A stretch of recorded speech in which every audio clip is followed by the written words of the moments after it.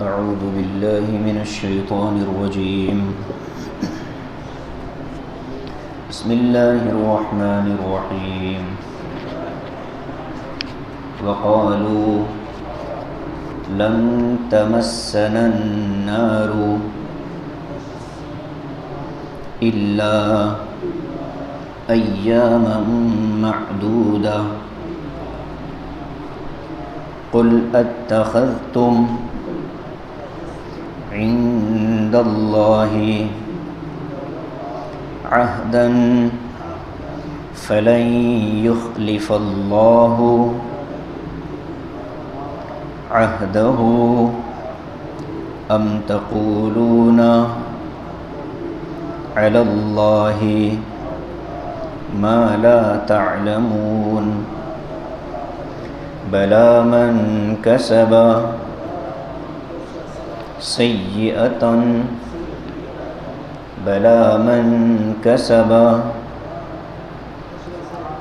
سيئة وأحاطت به خطيئته فأولئك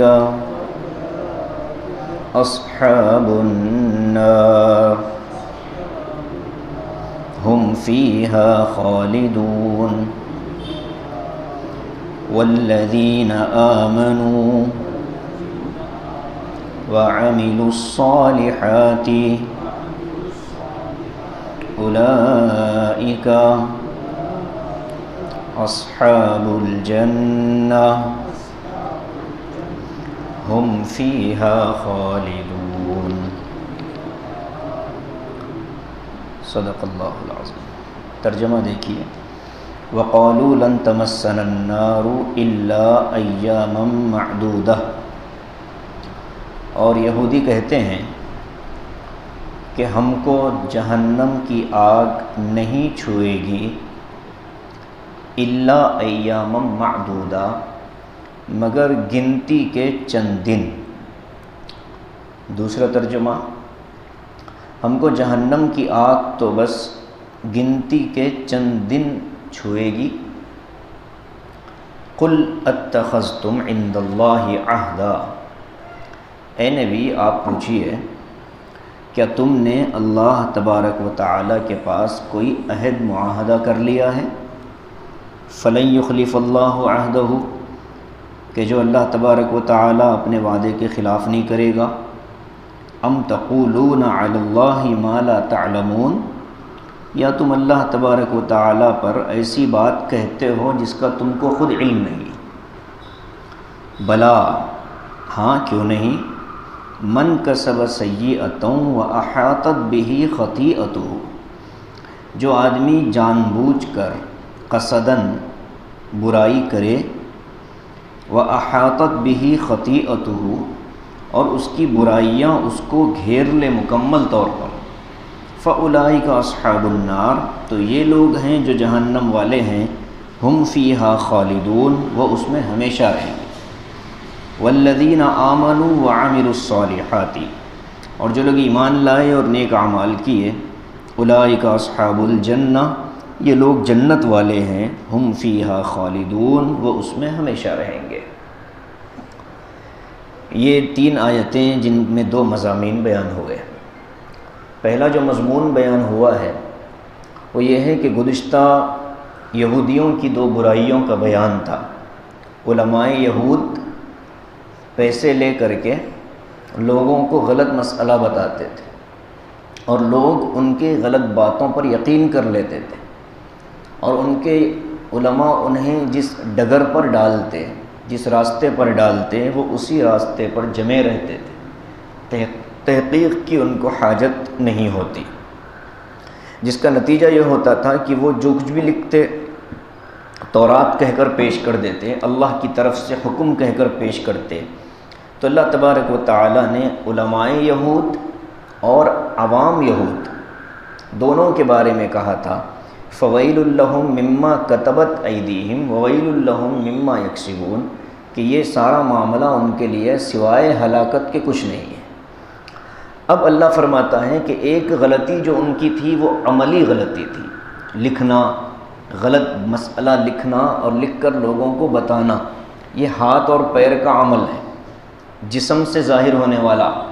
اب جو برائی کا بیان ہے یہ ان کی قولی برائی ہے۔ قولی برائی کا مطلب بولتے تھے، جو غلط بولا کرتے تھے اس کا بیان ہے۔ کیا بولتے تھے؟ یہودیوں کا ایک زعم اور گمان یہ تھا، ایک اصول ذہن میں رکھ لیجئے، جنت ایمان والوں کی ہے، یہ قاعدہ ہے، جنت ایمان والوں کی ہے، غیر ایمان والے کے لیے جنت میں کوئی داخلہ نہیں ہوگا۔ یہ قاعدہ ہمارے ہاں بھی ہے، یہی قاعدہ یہودیوں کے پاس بھی ہے۔ یہودی بھی یہ مانتے ہیں کہ جنت ایمان والوں کو ملے گی، لیکن یہودی آگے کے مرحلے میں ایمان کا جو ان کے نزدیک تصور ہے وہ ہمارے نزدیک کفر ہے۔ یہودی جس کو ایمان کہتے ہیں ہم اس کو کفر تسلیم کرتے ہیں۔ وجہ اس کی یہ ہے کہ یہودیوں کا ماننا یہ ہے کہ ان کے اعتبار سے آخری نبی کون ہیں؟ حضرت موسیٰ علیہ السلام، اور عیسیٰ علیہ السلام کو وہ نبی نہیں تسلیم کرتے۔ نبی آخر الزماں صلی اللہ علیہ وسلم ہمارے آقا کو بھی وہ نبی نہیں مانتے۔ تو ظاہر ہے کہ جو ہمارا عقیدہ ہے کہ اللہ نے جن انبیاء کو دنیا میں بھیجا اس میں سے کسی ایک کا بھی انکار کر دینا یہ ہمارے نزدیک کیا ہے؟ کفر ہے۔ اسی لیے میں نے کیا کہا، یہودی جس چیز کو ایمان کہتے ہیں ہمارے نزدیک وہ کفر ہے۔ تو لہٰذا اب فیصلہ یہ ہوتا ہے کہ یہودی اپنے خیال کے اعتبار سے تو مومن ہیں، لیکن اسلامی شریعت کے اعتبار سے وہ بھی کافر ہیں۔ یہ ضابطہ بیان ہو گیا۔ تو ان کے نزدیک ان کا گمان یہ تھا، وَقَالُوا لَن تَمَسَّنَا النَّارُ إِلَّا أَيَّامًا مَعْدُودَةً۔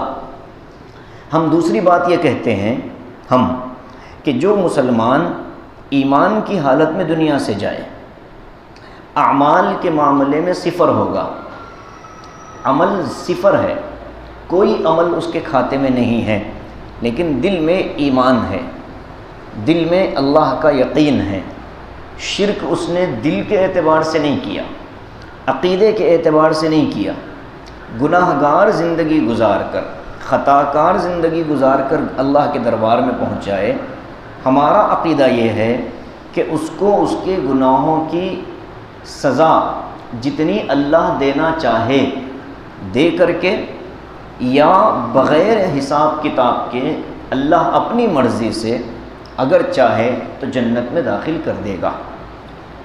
پہلا عقیدہ، گناہ گار مومنین اپنے گناہوں کے بقدر جہنم میں جائیں گے جتنا اللہ ان کو رکھنا چاہے، اور پھر اللہ اپنی مرضی سے ان کو جنت میں داخل فرمائے گا۔ ہمارا عقیدہ ہے، ان کا عقیدہ بھی یہی ہے۔ وہ یہ کہتے ہیں کہ ہمارے اندر بھی جو گناہ گار ہیں وہ بھی کچھ دن جہنم میں جلیں گے۔ اب ہمارے اور ان کے عقیدے میں بنیادی فرق کیا ہے؟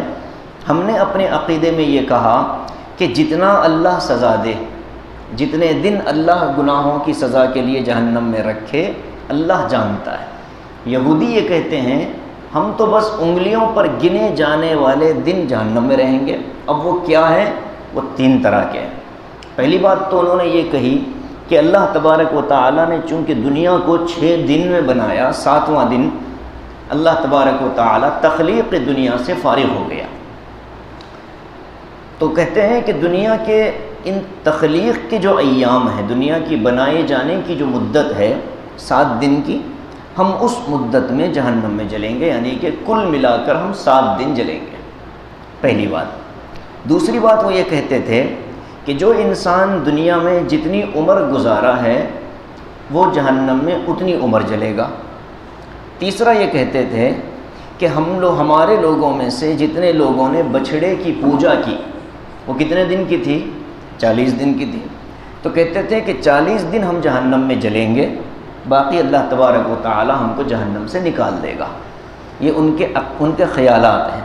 گزشتہ درس میں ایک آیت آئی تھی، الا امانیہ، وہ لوگ ان کے پاس کتاب کے نام پر کچھ تصورات تھے، اوہام تھے، خیالات تھے، تمنائیں تھیں، آرزویں تھیں، اس کے علاوہ ان کے پاس کوئی مذہب کے نام پر کوئی مسودہ موجود نہیں تھا۔ جیسے ہمارے ہاں جو غیر مسلم اقوام ہمارے ملک میں جیتے ہیں، آپ جس بھی غیر مسلم کو آپ پکڑیں، اگرچہ اگر وہ عیسائی نہیں ہیں، یہودی نہیں ہیں، عیسائی، یہودی اور مسلمان، ان تینوں طبقوں کے علاوہ آپ دنیا کے کسی بھی انسان کو پکڑ کر اس سے یہ پوچھیں کہ تیرا دین اور تیری شریعت کیا ہے، تو جو زندگی گزار رہا ہے، تیرے اپنے کتابوں میں اس کی کوئی حیثیت ہے، کوئی مقام؟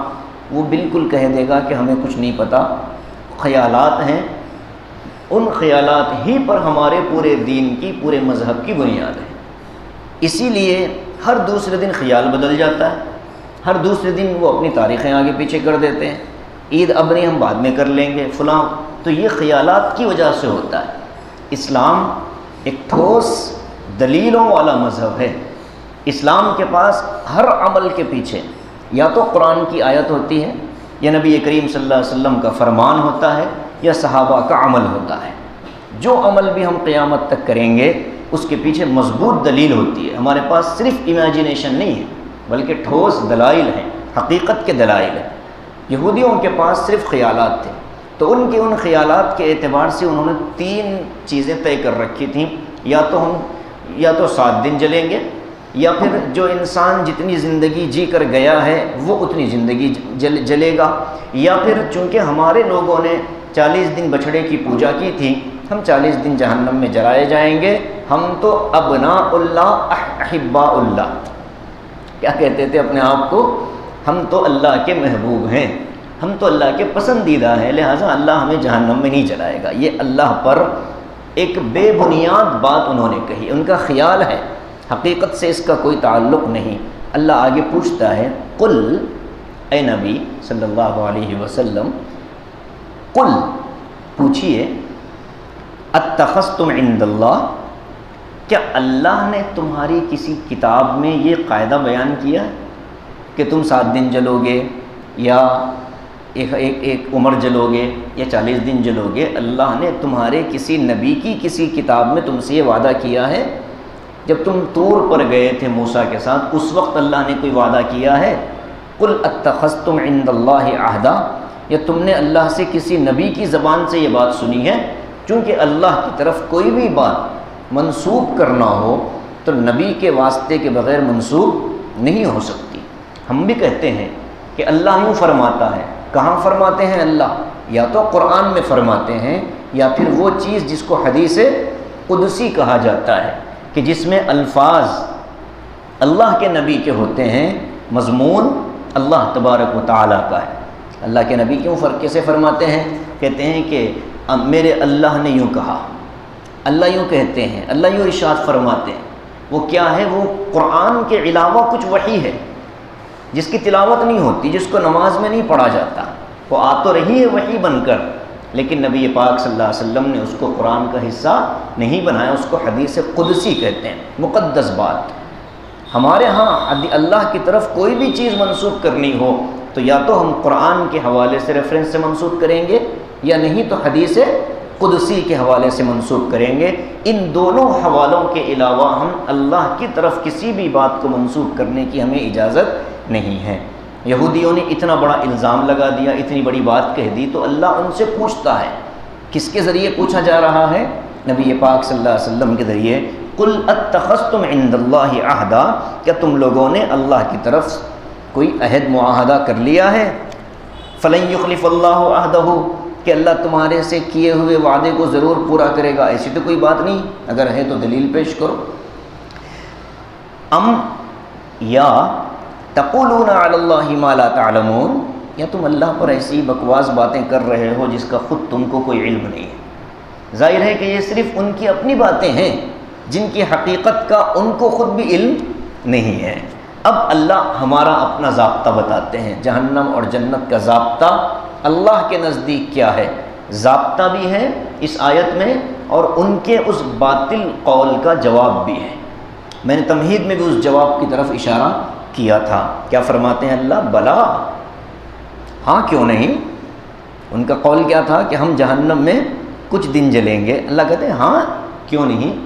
مسلمانوں میں کوئی اتنی ہمت ہے کہ کہ گنہگار سے گنہگار مسلمان بھی یہ دعویٰ نہیں کرتا کہ چلو جتنے جن جہنم میں جلنا ہے جلیں گے، بعد میں جنت تو ملنی ہے، کسی کی ہمت نہیں ہوتی، اس لیے کہ جہنم کا ایک سیکنڈ کا 1000واں حصہ بھی ہم تصور میں نہیں لا سکتے وہ کس قدر ہولناک ہوگا اور کس قدر خطرناک ہوگا۔ یا ان لوگوں کی جرت اور ان لوگوں کی ہمت دیکھیے، کہتے ہیں کہ ہم 7 دن جلیں گے، 7 لمحے، سیکنڈ کا 7واں حصہ بھی جہنم برداشت نہیں کر سکتا انسان۔ ان کی جرت، ان کی ہمت۔ اور مسلمانوں کا نظریہ کیا ہے؟ وہ یہ کہتے ہیں اللہم اجرنی من النار، ہر فجر کے بعد 7 مرتبہ، مغرب بعد 7 مرتبہ نبی نے اپنی امت کو دعا سکھائی کہ مانگو پناہ اللہ سے، اللہ کی حفاظت میں آ جاؤ۔ جہنم ایسی خطرناک چیز ہے کہ روزانہ 14 مرتبہ ایک مومن دعا مانگتا ہے اللہ جہنم سے بچا لے، اسے خود احساس نہیں ہوتا کہ میں 14 مرتبہ ایک دعا مانگ رہا ہوں، لیکن نبی نے امت کو سکھا دیا فجر بعد 7 دفعے، مغرب بعد 7 دفعے اللہم اجرنی من النار، اللہم اجرنی من النار پڑھتے رہو۔ زندگی میں 50 سال کسی نے پڑھے، اس میں سے 1 مرتبہ تو یقیناً قبول ہو گئی ہوگی، اور وہ قبول جب ہو گئی، اللہ کے پاس ضابطہ یہ ہے کہ جب کسی کا عمل مقبول ہو جائے، جب تک وہ ایمان میں ہے اس کا عمل باطل نہیں ہوتا۔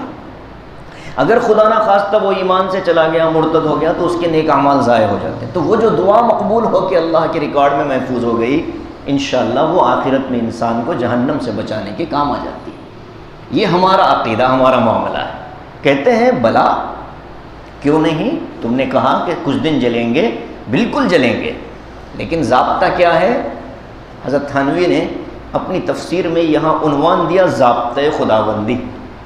اب ضابطہ بیان ہو رہا، بلا من کسب، من سے ضابطہ ہے، من کسب سیئۃ، کسب کہتے ہیں محنت کر کے کسی چیز کو حاصل کرنے کو، اسی لیے محنت مزدوری کو کسب معاش کہا جاتا ہے۔ تو کسب کہتے ہیں اپنے ارادے، اپنی نیت، اپنے عمل سے کسی چیز کو کرنا، یہ ہے کسب۔ اللہ فرماتے ہیں من کسب سیئۃ، جو آدمی جان بوجھ کر اپنی مرضی سے کوئی گناہ کرے، سیئۃ چھوٹا گناہ، خطیئۃ بڑے بڑے گناہ، خطایا بڑے گناہ، سیئات چھوٹے گناہ، حسنات الابرار،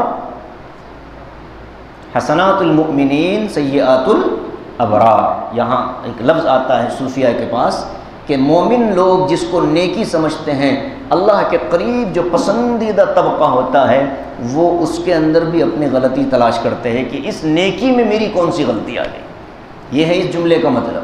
ایک آدمی نے نماز پڑھ لیا، ایک آدمی نے عبادت کی، عام مومن یہ سمجھتا ہے کہ میں نماز سے فارغ ہو گیا، میری نماز ہو گئی، لیکن جو متقی اللہ کے قریب رہنے والے ہوتے ہیں، وہ اس نماز کو بھی اپنے لیے وبال سمجھتے ہیں کہ جیسے اللہ کے دربار میں کھڑا ہونے کا حق تھا، میں کھڑا نہیں ہو پایا۔ تو عام لوگوں کے لیے جو چیزیں نیکی ہوتی ہیں، مقربین کے لیے ان کے اندر بھی وہ اپنی کمیاں اور کوتاہیاں تلاش کر، تبھی تو وہ مقرب بنے، تبھی تو وہ اللہ کے قریب بنے۔ عبادتوں پر مطمئن ہو کر بیٹھنے والا کبھی اللہ کے قریب نہیں جا سکتا۔ عبادت کر کے اس کی حفاظت کی اور اس کے ضائع ہونے سے بچانے کی فکریں کرنے والا یہ اللہ سے قریب ہوتا چلا جاتا ہے۔ تو کہا بلا من کسب سیئۃ، ہاں جو آدمی اپنی مرضی سے کوئی چھوٹا گناہ کرے، وَأَحَاطَتْ بِهِ خَطِيئَتُهُ، اور اس کے گناہ ہوتے ہوتے ہوتے اتنے ہوں کہ اس کی پوری زندگی کو وہ گناہ گھیر لیں۔ حضرت تھانوی نے لکھا کہ اس میں سے باہر نیکی آنے کا کوئی سبب باقی نہ رہے۔ گھیرا کہتے ہیں احاطہ کہتے ہیں باؤنڈری کو، باؤنڈری بنائی اس چیز کے لیے جاتی ہے کہ اندر سے کوئی چیز باہر نہ جائے، باہر سے کوئی چیز اندر نہ آئے۔ قرآن نے جو الفاظ استعمال کی وہ غور کرنے کے قابل ہیں۔ کیا ہے؟ وَأَحَاطَتْ بِهِ خَطِيئَتُهُ، اور اس کے گناہ گھیر لیں، اتنا گھیر لیں کہ اس کے اندر اب گناہ ہونے کا احساس ختم ہو جائے اور اس کے اندر نیکی کا جذبہ ختم ہو جائے۔ حضرت مولانا قاضی ثناء اللہ پانی پتی رحمۃ اللہ علیہ نے تفسیر مظہری میں لکھا، احاطت بہ خطیئتہ کا مطلب یہ ہے کہ انسان کے گناہ اس کی شرمندگی سے پاک ہو جائیں۔ مطلب یہ ہے کہ گناہ کرنے کے بعد اس کو شرمندگی بھی ختم ہو جائے کہ میں نے گناہ کیا ہے۔ حضرت تھانوی لکھتے ہیں کہ یہ درجہ وہ احاطت بہ خطیئتہ کا درجہ سوائے کافروں کے کسی اور کو نہیں ہوتا۔ حضرت نے بہت بڑا جملہ لکھا، کیوں؟ اس لیے کہ غلطی پر شرمندگی کرنا ایمان والے کی علامت ہے، اور غلطی پر شرمندہ نہ ہونا یہ تو مطلب یہ ہے کہ اس کے دل سے اب ایمان ہی رخصت ہو چکا ہے، کہ اپنے گناہ کو گناہ سمجھنے کے لیے بھی تیار نہیں ہے۔ اب آئے اس جواب کی طرف۔ یہودیوں کا کیا خاصہ تھا؟ وہ یہ کہتے تھے کہ ہم ایمان والے ہیں، اور قرآن کہہ رہا ہے کہ بلا من کسب سیئۃ واحاطت بہ خطیئتہ، یہ توقع صرف کافروں کا ہے کہ جس کے دل کے اندر بھی ایمان نہ ہو۔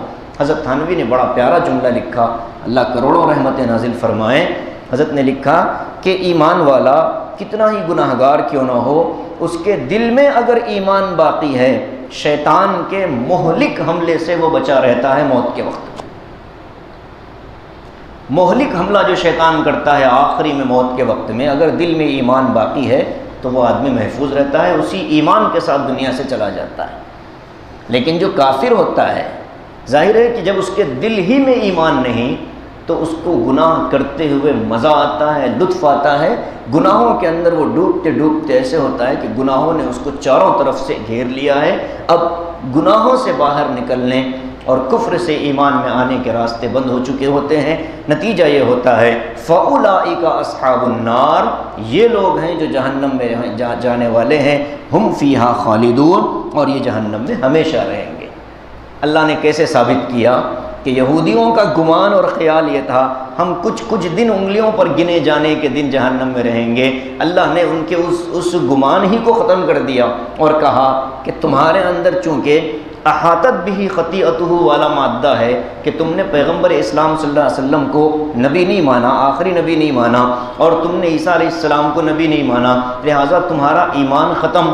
جب تم کافروں کے زمرے میں داخل ہو گئے تو کافروں کے لیے ہم نے جو ضابطہ بنایا ہے اولئک اصحاب النار، یہ جہنمی ہیں، ہم فیہا خالدون، ہمیشہ رہیں گے، ایام معدودات نہیں رہیں گے، ہمیشہ ہمیشہ کی جہنم ہوگی۔ غیر مسلموں کی طرف سے یہاں ایک سوال، لبرلز کی طرف سے بھی یہاں ایک سوال پیدا ہوتا ہے۔ وہ کیا سوال ہے؟ جہاں بھی انسان کو جہنم کا تذکرہ آتا ہے تو ہم فیہا خالدون یا خالدین فیہا، خالدن فیہا، اس طرح کے الفاظ آتے ہیں تو سوال یہ پیدا ہوتا ہے ایک انسان کی زندگی کتنی ہوتی ہے؟ اگر کوئی 100 سال زندگی گزار لے، اس میں بلوغت کے 15 سال نکال دیے جائیں تو 85 برس اس نے زندگی گزاری، اس میں اگر اس نے 70 برس بھی گناہ کیے، 85 برس بھی اس نے گناہ کی، اللہ کی نافرمانی کی، کفر کیا، شرک کیا، اللہ کو نہ مانا، تو اس کو ضابطے کے حساب سے عقل یہ کہتی ہے کہ اس کو سزا بھی اتنی ہی ملنی چاہیے جتنی اس کی عمر ہے۔ یہ سوال کوئی ہوائی نہیں ہے، بلکہ یہ سوال آریہ سماج کے بانی دیانند سرسوتی نے کیا تھا اس زمانے میں۔ تو اس کا جواب بہت مختصر اور بہت پیارا ہمارے اکابر کی طرف سے جو دیا گیا، جیسے کو تیسا جواب۔ حضرت نے کہا، نانوتوی رحمۃ اللہ علیہ نے، کہ چور چوری کرتا ہے تو اس کے چوری کی مدت کتنی ہوتی ہے؟ کسی کا بٹوا چرایا ہو تو چند سیکنڈ میں اس نے چوری کی، لیکن عدالت اس کو برسہ برس جیل میں کس قانون کے تحت رکھتی ہے؟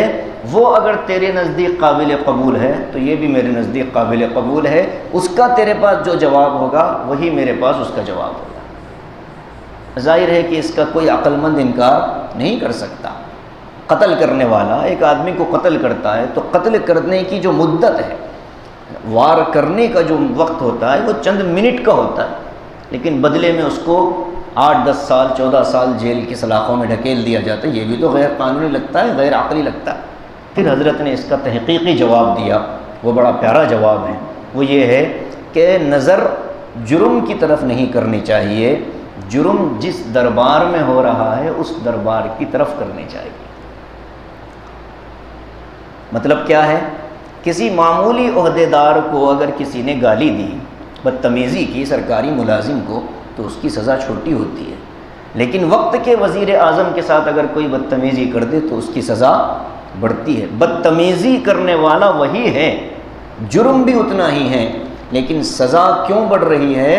جس کے دربار میں ہو رہی ہے وہ چونکہ بڑا ہے، لہذا اس کے حساب سے سزا بڑھی۔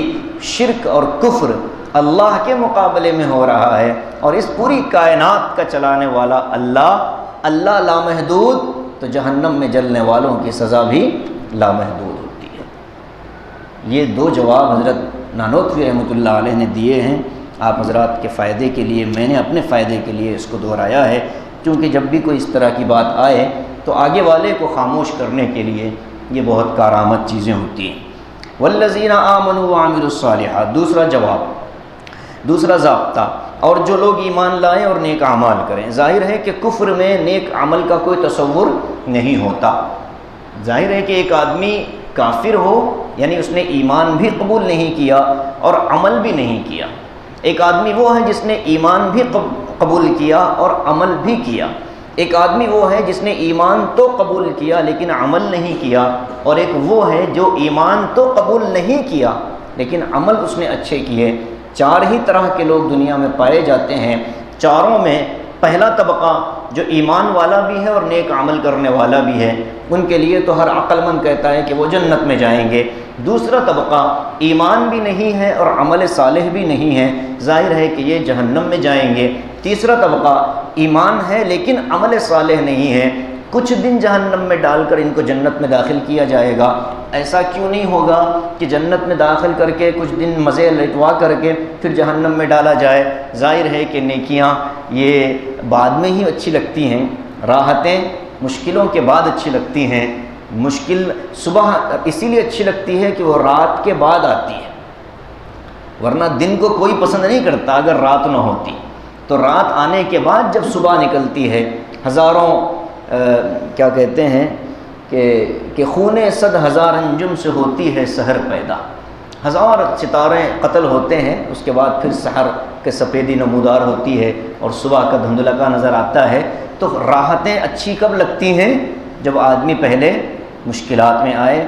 گزشتہ اتوار حیدرآباد میں بہت بڑا پروگرام جمعیت کا علماء کا تھا، ہمارا جانا ہوا، تو اس میں حضرت مولانا محمود مدنی دامت برکاتہم نے بڑا پیارا جملہ کہا۔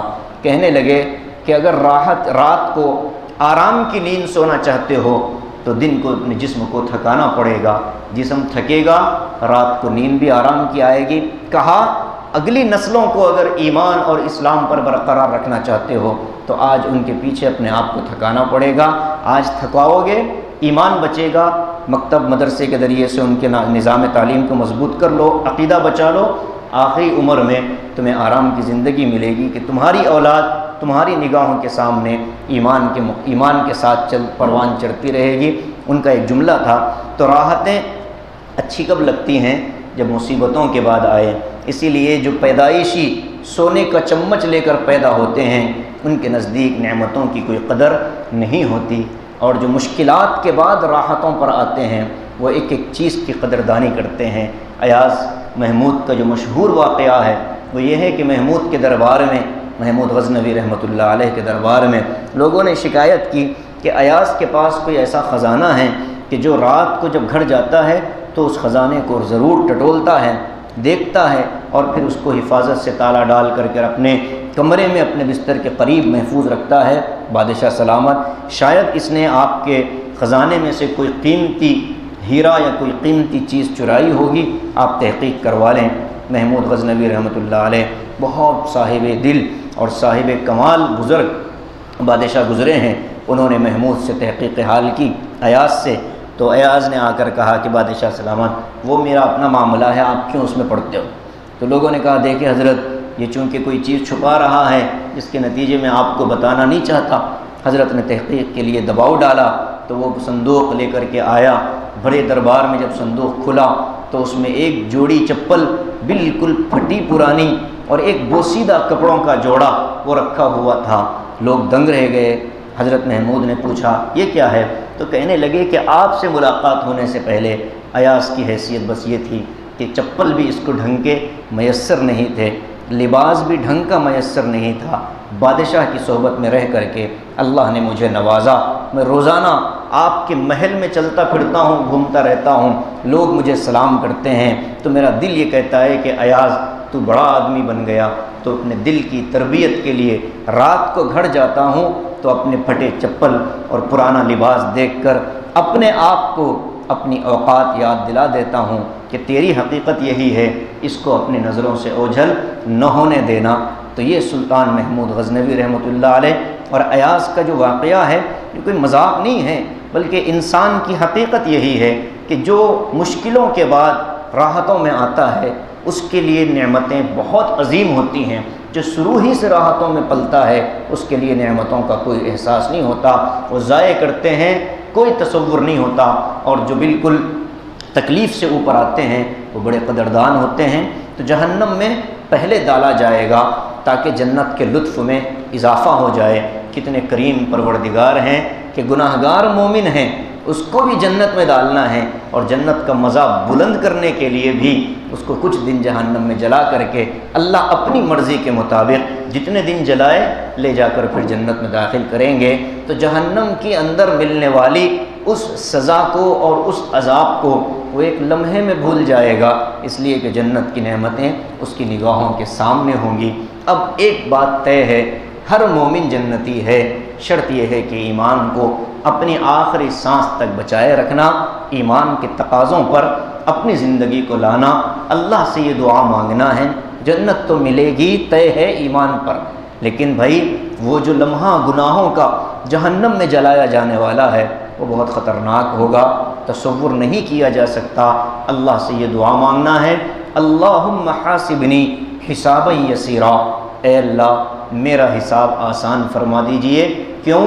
حدیث میں آتا ہے من حوسبا عذبا، آسان حساب کا مطلب یہ ہے کہ بغیر حساب کتاب کے جنت میں داخل کر دیا جائے، اس لیے کہ جس انسان کو حساب کتاب کے لیے نام اعمال کھولنے کا حکم ملے گا، جب وہ نام اعمال کھولے گا تو پھر اس کو عذاب ملنا طے ہے۔ کون انسان ایسا ہے کہ جس نے اپنی زندگی میں 100% اعمال کیے ہوں، بس اللہ جس پر اپنا کرم کر دے، جس پر اپنا فضل کر دے۔ اللہ سے دو چیزیں مانگنی ہیں، ایک تو اس کا فضل مانگنا ہے، عبادتوں کے کرنے کے بعد اس کو قبول کروانے کی فکر کرنا، اور نیکیوں کے کرنے کے بعد ضائع ہونے سے بچنے کی فکر کرنا، اللہ سے مانگنا۔ اور دوسرا بغیر حساب کتاب کے اللہ جنت ہمیں نصیب فرمائے۔ ان دعاؤں کو اپنی دعاؤں میں شامل کر لینا، اس لیے کہ جنت اللہ کا فضل ہے، جہنم اللہ کا غضب ہے۔ اللہ سے ہم اپنی تمام کوتاہیوں کے باوجود، اپنی تمام غلطیوں کے باوجود، تمام گناہوں کے باوجود اللہ سے اس کا فضل مانگتے ہیں۔ اللہ آپ پوری انسانیت کو بھی اگر معاف